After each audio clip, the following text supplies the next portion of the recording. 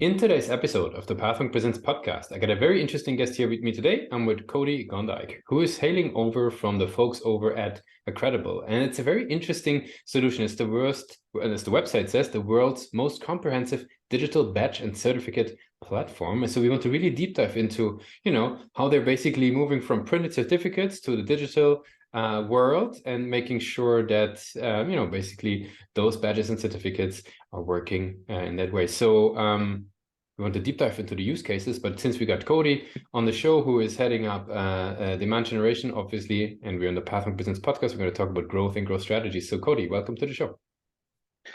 Thank you very much. I'm really happy to chat about everything today. Sure. So yeah, maybe give people like a quick overview on Accredible before we jump in. So I gave a high level overview, but maybe from your perspective, there will be much more insight. So what it's all about. Yeah. So Accredible in general is the world's leading digital credential management software. That probably paints a bit of a blurry picture. So going a layer deeper, our digital certificates and digital badges enable organizations to award their students with proof of skill, or associations to recognize member, to individuals to prove their credibility. And for employers, it helps them identify the ideal job candidate. So, in what we do, we are the digital transformation for one of the most stagnant parts of learning, right? The award experience. Diplomas, licenses, certifications, they're all stuck in the paper age. And so learners have to wait for things to come in. They have to tack something up on a wall or take a photo of themselves holding it to share their achievement with their network. Paper doesn't do enough to explain what the person's capable of. It's a really limiting process overall. So digital credentials are that solution to paper. They are portable, persistent, information rich, and most of all, shareable. Very good. That makes a whole lot of sense. So what are the typical use cases? Like what organizations would leverage Epical? It's a very wide range. So anyone who wants to recognize or reward achievement could be what we call an issuer. And we cater to people that generally revolve around one of a couple of different spaces that usually boils down into higher education, professional training, corporate training, associations, an awarding body, even LMSs and LXPs, so learning experience platforms. That translates into real customers like Slack or Sage, S&P Global, Google Skillshare, Gong, the Corporate Finance Institute. I could go on, but uh, basically anybody that has learners to reward or members to recognize will benefit from Accredible. Very good. Now, what would you say in if we, talking about the people within those organizations, who are the ones who are picking up the solutions? Is that sort of, does it come from the tech team? Does it come from sort of customer experience team because they want to get, that like, I mean, just tell us a little bit about it. Who picks it up? It's this wonderfully fractal thing. So because Mhm. we have those different use cases, we also have different stakeholders that are going to be inside of each of those organizations that are driving this change. Very frequently, somebody will have the title of credential manager or program manager. But if it's internal training, somebody will be in L&D, or maybe they're an HR leader. If somebody's in membership, they might be a renewals expert that decides to go out and look for ways that they can bring people back more often. Mhm. And if they're in something like one of the technical teams that we go after, so the Slacks or the Googles that are giving out a sort of admin style thing, they might be somebody that's trying to increase the use of the product. So they could be a product manager even that's trying to bring on credentials in order to further their own software. Mhm. Very cool. Now, how do these folks learn about Accredible? Like, what's their journey looking like? Or in other words, what are the client acquisition channels you guys leverage? Yeah, I would say people usually come to us one of three different ways. We were a pretty young market, so we started by establishing our website with sort of this educational content driven strategy. So our website is generally one of the biggest ways people see us, even if they don't know who we are or what we do yet. Second is word of mouth, and that applies to both customers speaking to customers as well as the third party review sites everybody should be trying to be on, like G2. And the last one is the really neat use case. That's when somebody receives a credential that's been sent through Accredible by one of our other users. So, marketer goes to a DMI course, they're going to get a credential from Accredible for completing that course. And in many cases, our issuers leave a link back to Accredible in the messaging that goes out. So those people are getting the recipient experience. They're saying, wow, this is great. And then they're investigating who we are from there and how we can apply to their own use cases. Mm-hmm. Very good. And what role do you think the website plays in that journey? How do you think about the page in their way of getting started with Accredible? It is formative in their experience. We found that because we are somewhat nascent, somewhat early in our market, people need to be able to self-educate. This is something that's come through to us time and time again. And we actually found one of the best ways to help people convert was to give them educational materials rather than just giving them conversion points.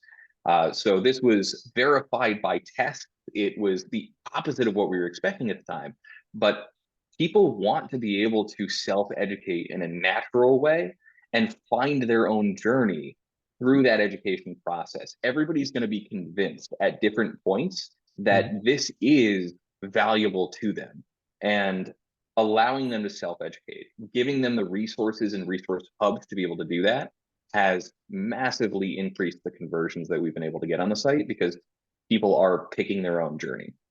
In practical terms, if you would lay that down for a marketer who's listening in, like what that means, you were providing courses, or are you providing content, sort of, clusters? Like, how would you describe what you were doing? Content clusters. So we obviously have a CMS like almost everybody does with their use of the website. And we try to frame that and use tagging to our advantage to help people self-identify either the industries they're in or the problems they're trying to solve. So they will have curated buckets of the most useful content available for them, depending on where they are in their journey or what industry they're trying to solve problems for. So depending on any one of those factors, they will filter their own results down to the point where they find things that are useful for them. Gotcha. That makes sense. Now, if we think a little bit about, sort of, we were talking a little bit about the website, right? And, for example, driving conversions is something where you see marketers do obviously quite a bit. Where do you see the website currently has its strength versus where do you see room for improvement when it comes to the website? What's something where you see the website developing towards to? Really, really great question. Our strength is currently in our ability to drive somebody to useful educational content. It is, however, also our biggest weakness. So when I say that, it's this lovely problem to have where we try to provide educational content that is going to be relevant to somebody, but we're still talking in somewhat general terms when we educate. So because we are fractal, like I talked about before, our educational content has to apply to multiple personas. The ultimate point I think that anyone can get to in a web experience is fully customized content.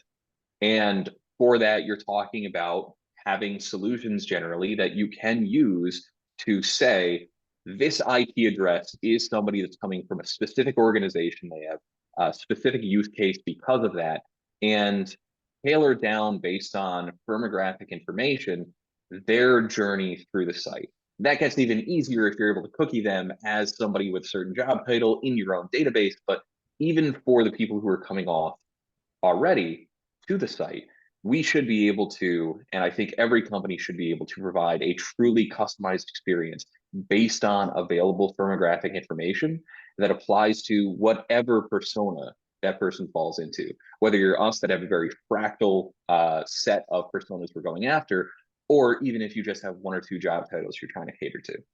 Mm-hmm. Got you. Very, very cool. Now, is there any tips, tricks, methods, approaches that you've learned over the years, when it comes to driving conversions? Anything that you've picked up that, is a helpful at least guideline or sort of, way of thinking? Absolutely. Social selling is the best possible resource that you can have when it comes to someone's final decision on whether or not to go forward with converting on your site.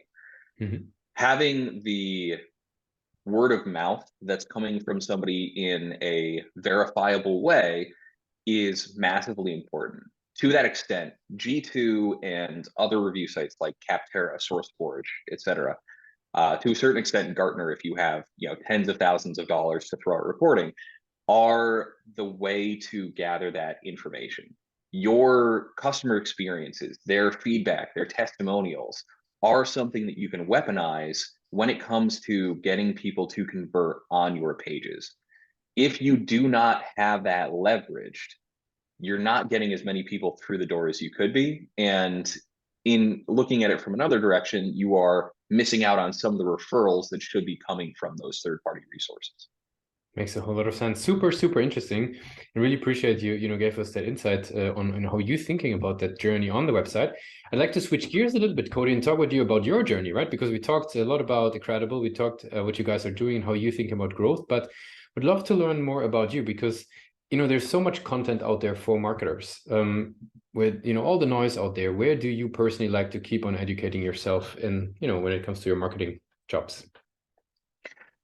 There are a couple of different examples. I tend to read a lot. So if there is any sort of marketing book that's coming out on the bestseller list, I will at least try and read through a little bit of a preview of it.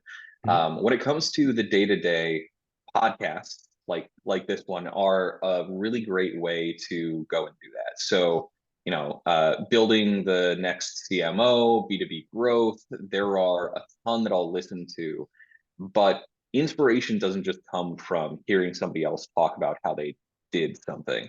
When I'm looking for something that's a little bit more abstract, that sometimes has neat lessons to apply to what I'm working on, really sort of heady things like 99% Invisible are where I get some inspiration that generally doesn't fall into the bounds of somebody telling you how to run an email.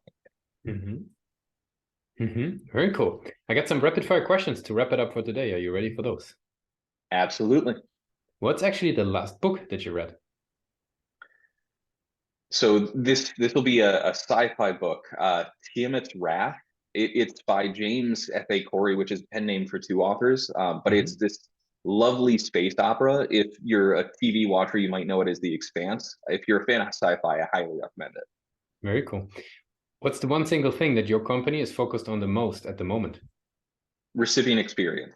People should know what education will do for them, what skills they're going to get, and how they can turn that into something that improves their career and expands their ability to influence their social network.